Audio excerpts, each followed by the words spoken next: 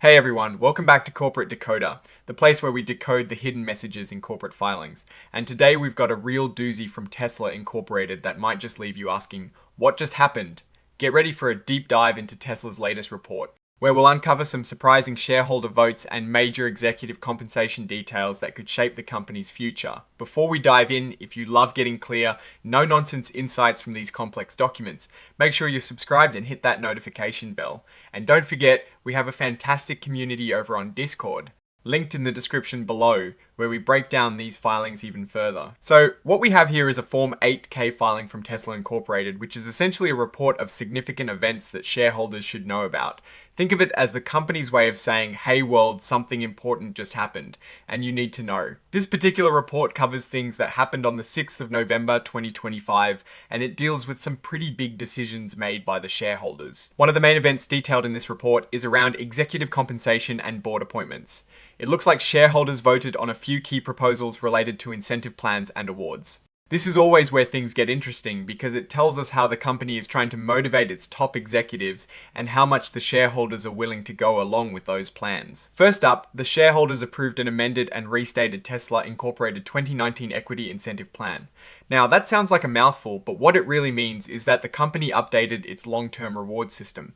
This plan allows Tesla to give out stock or options to employees and executives, which is a common way to tie their success to the company's success. By approving this amended plan, shareholders are essentially saying they're comfortable with the new terms for how these equity awards will be granted and managed. Then we get to the specific awards.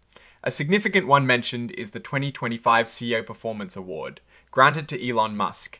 This is a performance-based award, meaning he'll only get the full benefit if certain company goals are met. These kinds of awards are designed to keep top leaders focused on achieving ambitious targets. And the fact that shareholders had to approve it shows the scale and importance of this particular award. Now, this is where we get to see exactly how the shareholders voted on these important matters, and it's all laid out in the section about the submission of matters to a vote of security holders.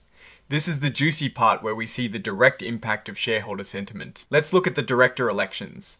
Ira Ehrenpreis, Joe Gebbia, and Kathleen Wilson-Thompson were up for election. For Ira Ehrenpreis, there were about 1.59 billion votes for him, and around 858 million votes against. That is a significant number of votes both ways, but clearly there were more in favour. Joe Gebbia received a much stronger endorsement with over 2.14 billion votes in favour compared to about 310 million against. This indicates strong shareholder confidence in Mr. Gebbia. Kathleen Wilson-Thompson also garnered substantial support with approximately 1.92 billion votes for and about 529 million against. It seems these director elections generally went the way management likely hoped with sufficient votes to pass. Next we have Proposal 2, which was a management proposal to approve executive compensation on a non-binding advisory basis. This is often called a say-on-pay vote. Tesla shareholders voted overwhelmingly in favour, with about 1.93 billion votes for this. This suggests that shareholders are largely satisfied with how the company is compensating its executives. Following that is Proposal 3, a management proposal to approve the amended and restated 2019 Equity Incentive Plan we mentioned earlier. This also passed with a strong vote, gathering over 1.94 billion for votes. This shows that shareholders are comfortable with the updated equity incentive structure. Then comes Proposal 4, which was a management proposal to approve the 2025 CEO Performance Award.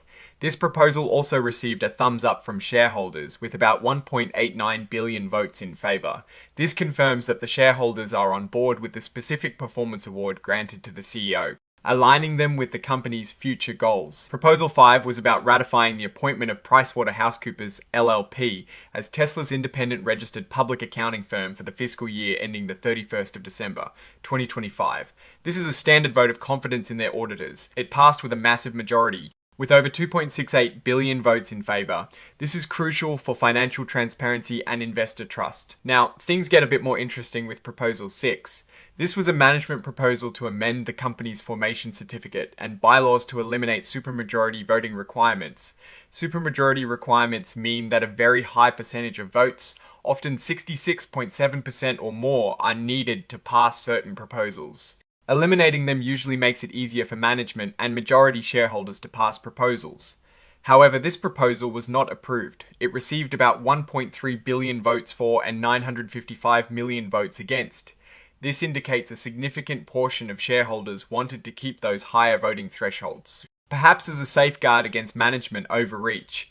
This is a clear signal that not everyone is on the same page with management's proposed changes to governance. Proposal 7 was a shareholder proposal regarding board authorization of an investment in XI Incorporated. This is quite fascinating as it directly addresses a specific investment outside of Tesla's core business. While more votes were cast in favor than against, the text notes that a significant number of shareholders abstained.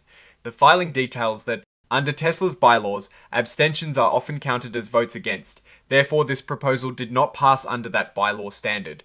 The board stated they will examine next steps, particularly in light of the high number of abstentions. This suggests a divided opinion among shareholders on whether Tesla should be directly investing in, or more closely aligning with this AI venture. Proposal 8 was a shareholder proposal concerning the integration of sustainability metrics into senior executive compensation plans.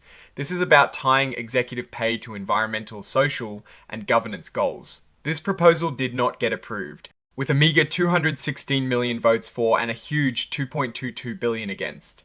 This clearly shows that while sustainability is a topic of discussion, linking it directly to executive pay is not yet a priority for the majority of Tesla shareholders at this time. Proposal 9 was a shareholder proposal requesting a child labor audit. This is a serious ethical concern and it also did not get approved, receiving only about 188 million for votes and over 2.23 billion against. This outcome suggests that a large majority of shareholders either believe this is not an issue for Tesla or they don't see a need for a specific audit at this moment. Proposal 10 proposed amending the bylaws to repeal a specific ownership threshold requirement for derivative suits. Derivative suits are lawsuits brought by shareholders on behalf of the company.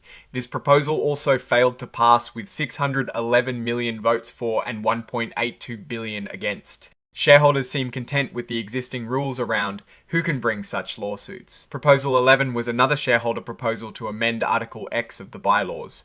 This one also did not get approved, receiving about 378 million votes for and over 2 billion against.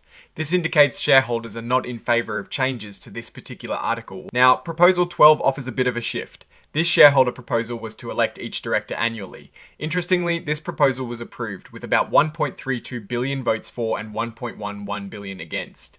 This means shareholders want more frequent accountability from their directors, moving away from potentially longer, staggered terms. It shows a desire for more direct annual oversight of board members. Proposal 13 was a shareholder proposal regarding a previous proposal that had received 54% support at their 2024 annual meeting. Despite prior support, this proposal was not approved this time around, with 787 million votes for and 1.64 billion against. This could indicate a change of heart from shareholders or a different framing of the issue this year. Finally, Proposal 14 was a shareholder proposal to seek shareholder approval before adopting an amendment to the bylaws pursuant to a specific section of the Texas Business Organizations Code. This proposal was also not approved with 1.2 billion votes for and 1.23 billion against. It was very close, but the majority did not vote in favor of requiring this specific type of shareholder approval for bylaw amendments. The filing also lists several exhibits, which are the actual documents that were voted on or are referenced. These include the amended and restated 2019 Equity Incentive Plan, the 2025 CEO Performance Award Agreement, and a voting agreement, all dated the 3rd of September 2025. There are also excerpts from the proxy statement that provided more details before the meeting. These exhibits are important because they contain the full legal terms of what was approved. And to wrap it all up, the report is signed by Brandon A. Hart, who holds the titles of General Counsel and Corporate Secretary. This is a standard signature block to confirm the authenticity of the filing.